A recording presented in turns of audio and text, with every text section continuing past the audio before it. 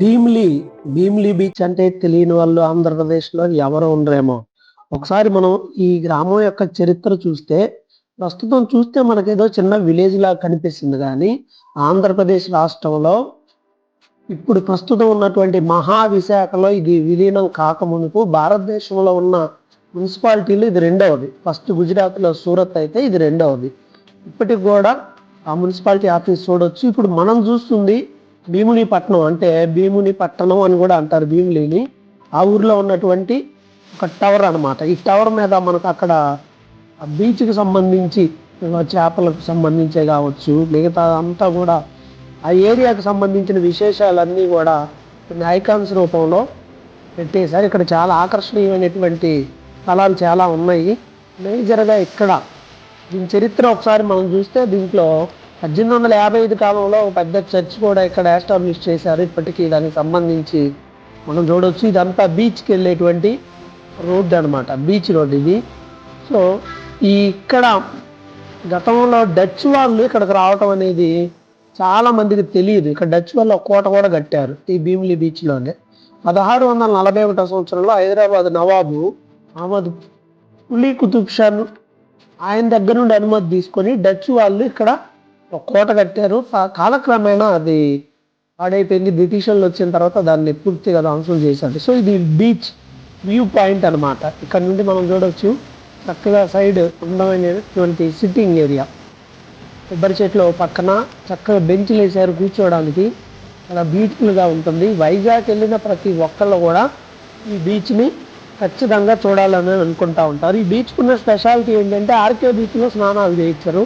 కొంచెం లోతు తక్కువగా ఉంటుంది కాబట్టి ఇక్కడ స్నానం చేయడానికి ఏర్పాట్లు చేశారు. సో చూడటానికి ఎవరైతే వచ్చే టూరిస్టులు ఉన్నారో చాలా అట్రాక్ట్ చేస్తుంది అనమాట. ఇక్కడ నోవాటెల్ హోటల్ కూడా కట్టారు. సో ఇది ఎంట్రన్స్ పాయింట్ అనమాట.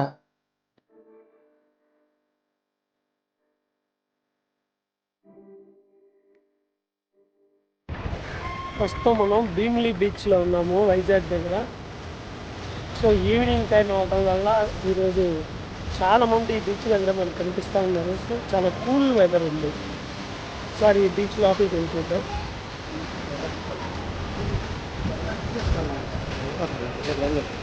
వెళ్తాం కదా సార్.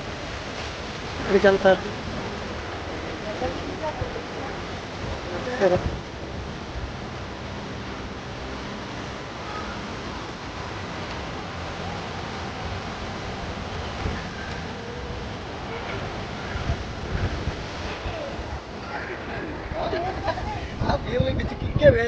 ఏమరా ఎట్లుంది?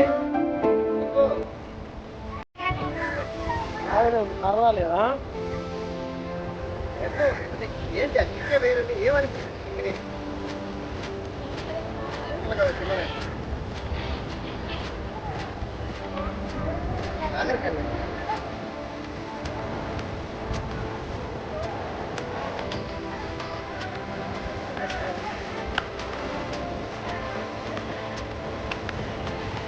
नेक्स्ट कल सागर करने बाद బాగా రాస్తుందండి.